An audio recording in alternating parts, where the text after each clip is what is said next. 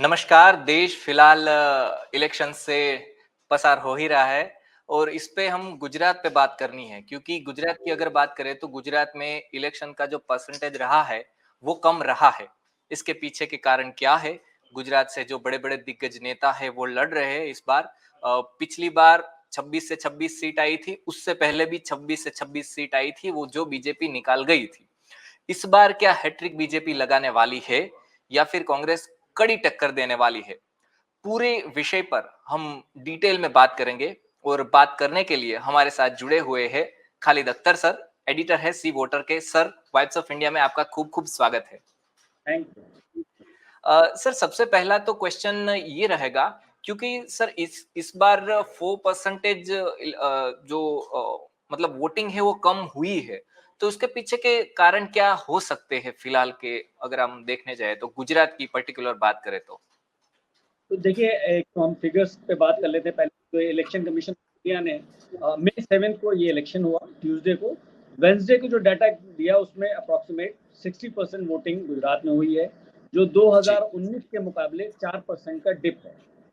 देखिए, जब हम बात करते हैं वोटर टर्नआउट की, उसमें इंक्रीज की या डिक्रीज, तो अभी हम जैसे गुजरात की बात करें तो वहाँ पे कोई एक रीज़न है, कई सारे रीज़न्स हो सकते हैं वहाँ पे डिप होने। हुँ, अमूमन देखिए, हम लोग ये देखते हैं कि ख़ास तौर से उन जगहों में जहाँ पे कंटेस्ट जो है लॉपसाइडेड होता है या वन साइडेड होता है, वहाँ पे बहुत ज़्यादा एंथुसियाज़्म नहीं होता है वोटर्स में, तो वहाँ पे अमूमन जो है वोटिंग परसेंटेज में डिप होता है। और गुजरात एक उन जगहों में से है इलेक्शंस में, जहाँ पे इलेक्शंस हो रहे हैं, जहाँ पे ये कंटेस्ट लॉपसाइडेड, तो वोटर टर्नआउट होने का वजह ये भी हो सकती है कि जो विनिंग पार्टी है उसका जो वोटर ब्लॉक है, उसको ये लगता है कि यार उसमें थोड़ा कॉम्प्लेसेंसी का फैक्टर होता है कि हम जीत तो रही है, क्या करेंगे, ठीक है और लोग जाए।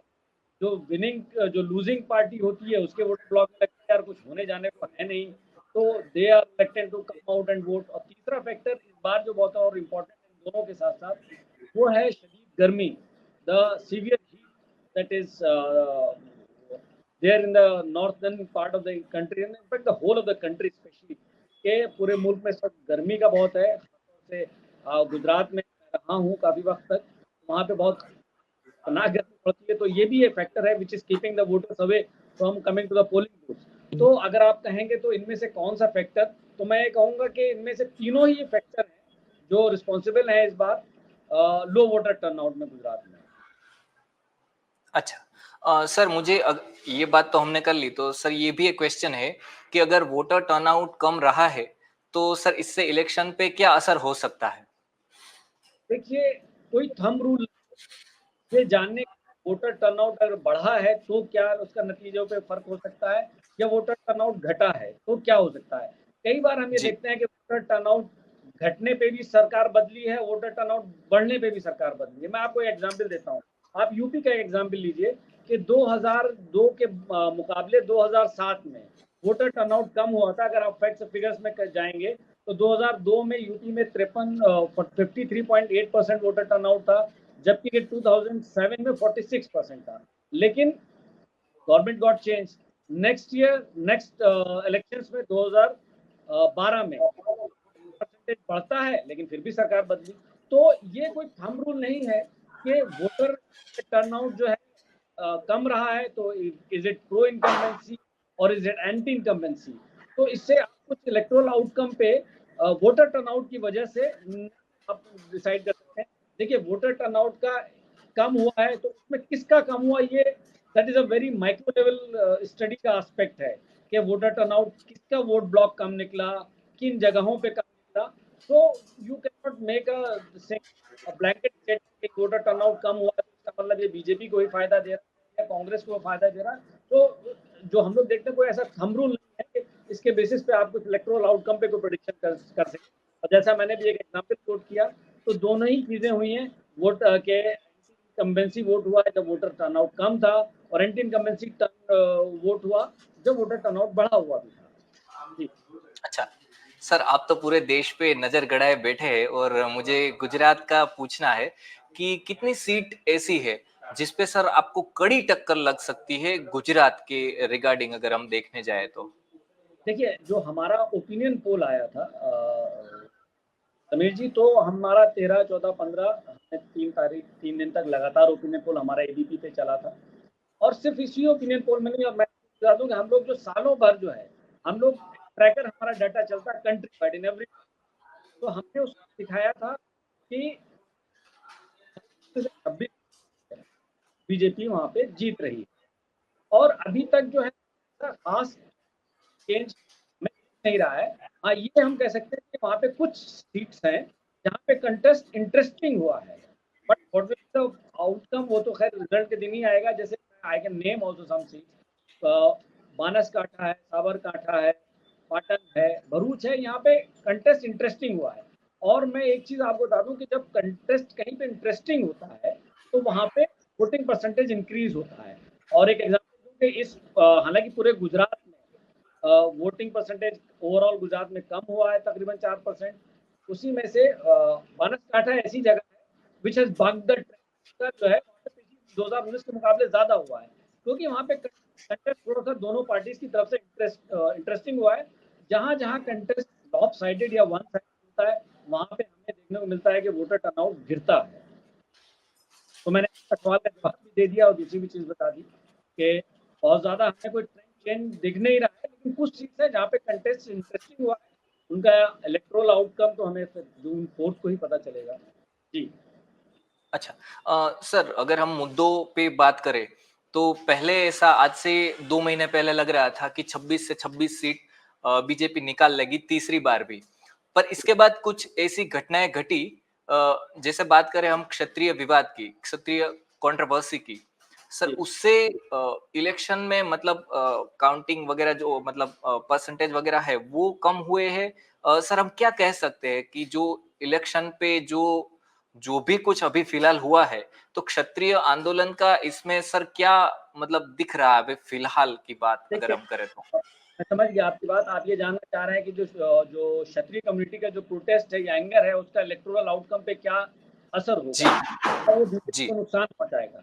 देखिए, मैं एक चीज आपको बता दूं कि जो वहां पे दो,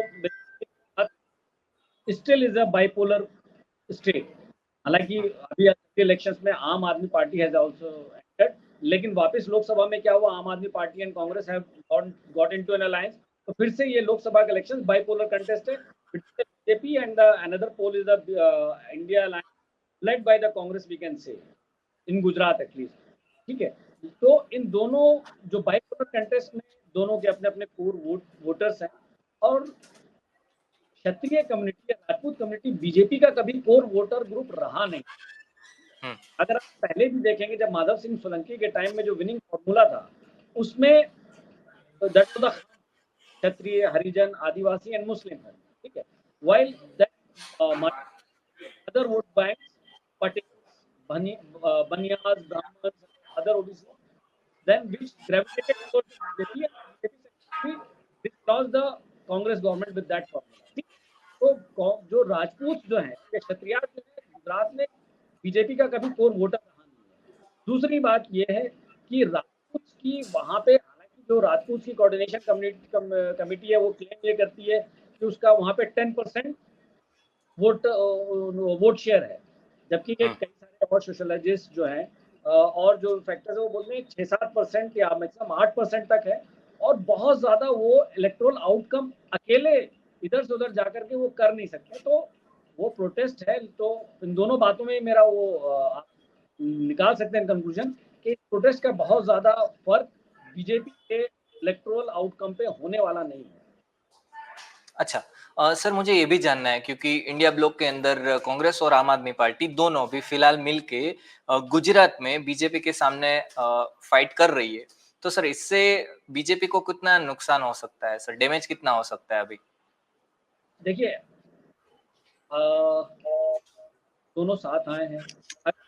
2019 का रिजल्ट उठा के देखेंगे समय। ठीक है। अभी मैंने कहा कि 3-4 सीटों कंटेस्ट इंटरेस्टिंग होती है, लेकिन आपको ये भी देखना होगा कि इन विनिंग मार्जिन बीजेपी का क्या है। बीजेपी का गुजरात में जो विनिंग मार्जिन है that has between 1.7 lakh to almost 6.7 lakh.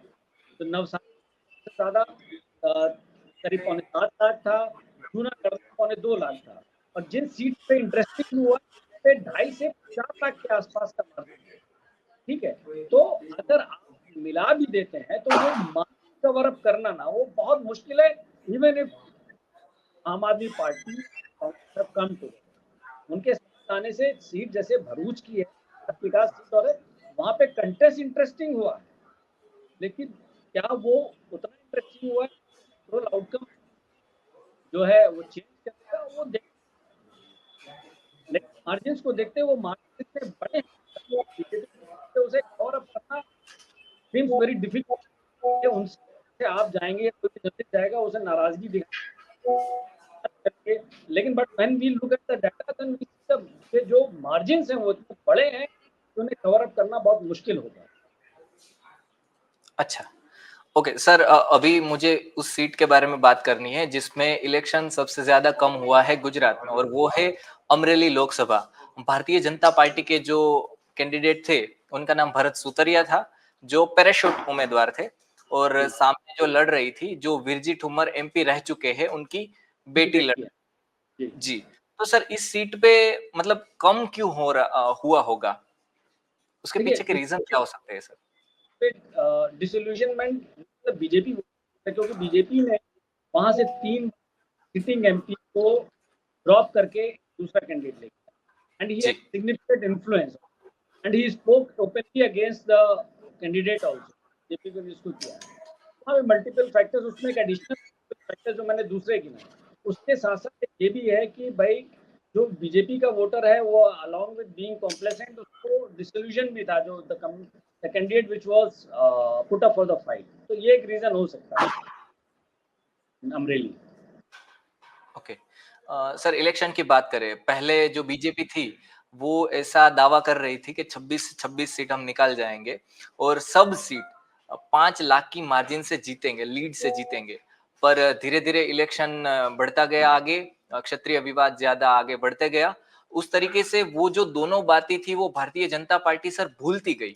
अभी सर जो सिनारियो है उससे क्या लग रहा है, मतलब 5 लाख वाली लीड वाली बात है वो अभी प्रैक्टिकल लग रही है? This doesn't seem to be a possibility कि सारी सीटें, ठीक है। अभी हम्म, जबकि factors are not going completely in their favour जिस तरह से वो सोच रहे थे, लेकिन से सारी सीटें तो नहीं जीतेंगे।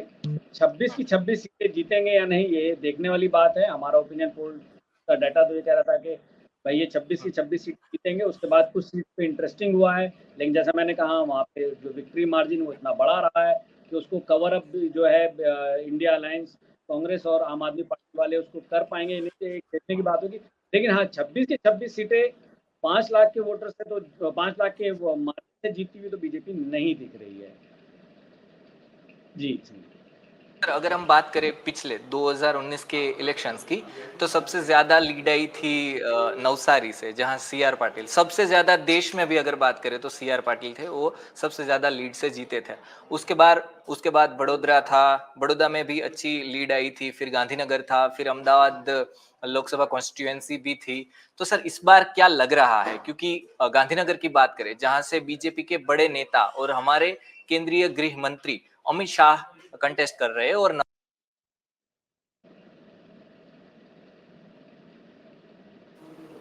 Sorry sir, C R ji. Patil Navsari से कॉन्टेस्ट कर रहे हैं। तो सर आपको क्या लगता है, मतलब कौन सी सीट है उस पे ज्यादा लीड आ सकती है इस बार? देखिए पिछली बार ही सीट्स में से थी।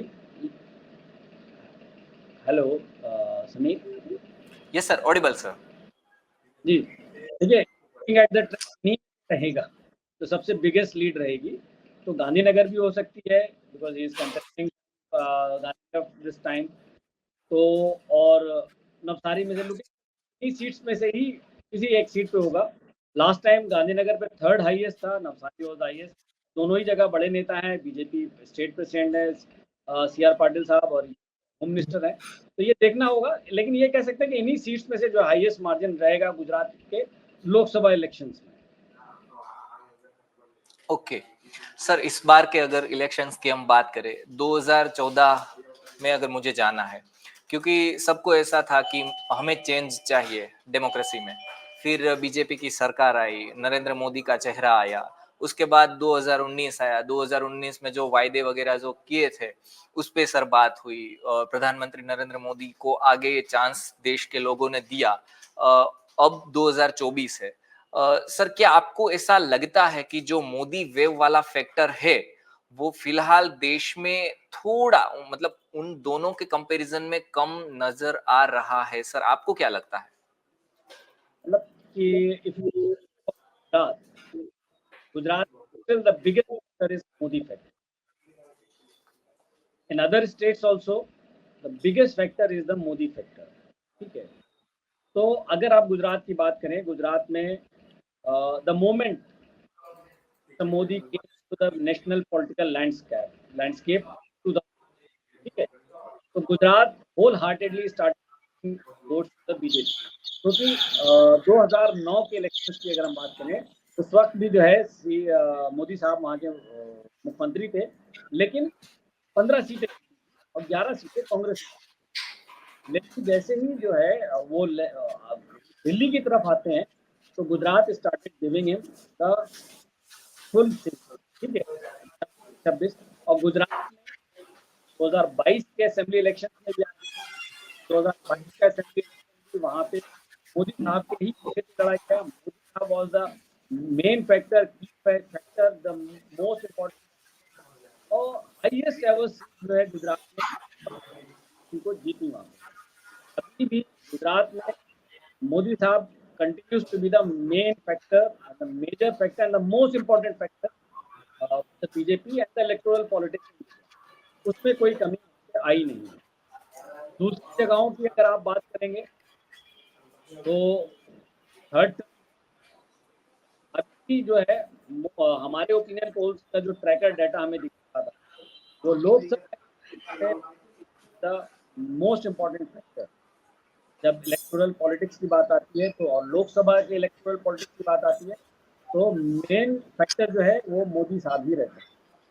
हमने ये देखा अपने ट्रैक्टर डाटा बात करें, जैसे हम कर्नाटका का कवर कर रहे थे, तो वहाँ पे हम लोग बात कर रहे थे यहाँ पे सरकार जो है करने का, लेकिन जब हम उसी रेस्पोंडेंट से असेंबली इलेक्शन के बारे में बात करते थे और उन्हीं से जब हम लोकसभा के बारे में बात करते थे, तो 8 से 10% का डिबेट बीजेपी को मिलता है, and that used to be because of the PM. तो वो क्लियर इंडिकेशन था कि जब लोकसभा की बात करते हैं तो Modi is the most important. Okay. अब सर थोड़ा सी वोटर के बारे में भी बात करनी है, क्योंकि जब भी आपका डेटा आता है तो मतलब करीब करीब आता है, जो भी रिजल्ट्स आते हैं उसके करीब आता है, ओपिनियन पोल, एग्जिट पोल जो भी हो। तो सर ये मतलब सी वोटर काम कैसे करता है, सैंपल कैसे लेता है, क्वेश्चंस वगैरह क्या करता है, मतलब सर डिटेल में अगर आप बता पाए लोगों को, जिससे समझ सके कि इस तरह से सी वोटर काम करता है, क्योंकि सर बारीक मतलब रिजल्ट से बारीक सी वोटर जाता है इसलिए। देखिए हम लोग है कि जैसे और एजेंसीज ओपिनियन पोल्स वगैरह में होते हैं, they do surveys at the time of elections. हमारा ऐसा नहीं है, हमारा जो है थ्रू आउट द कंट्री हमारा एक जो है वो लगातार चलता रहता है, जिसमें हम वहाँ की इनकम्बेंट गवर्नमेंट के बारे में, वहाँ के इनकम्बेंट सीएम के बारे में, वहाँ की अपोजिशन पार्टी के बारे में, वहाँ के असेंबलीज लेवल पे वहाँ पे सिटिंग के बारे में हम लोगों से रेगुलर बेसिस पे हम लोग ओपिनियन।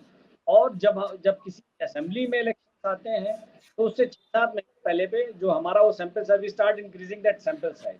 तो इस तरीके से जो थ्रू आउट द ईयर जो हमारी जो एक नब्ज हम पकड़ने की कोशिश करते रहते हैं, तो उसमें फिर इलेक्शन के आसपास हम आकर के देखते हैं क्या कुछ तब्दीली है कि।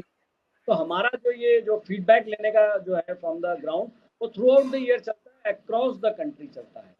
तो this is how we do, और मेनली हमारा कभी फील्ड में भी चलता है, अदरवाइज जो हमारा कॉलिंग से होता है, हम लोग कैटी बोलते हैं, कंप्यूटराइज्ड टेलीफोनिक, वो हम through out the year, through out the country ये हमारा इंटरव्यूज वगैरह चलते रहते हैं।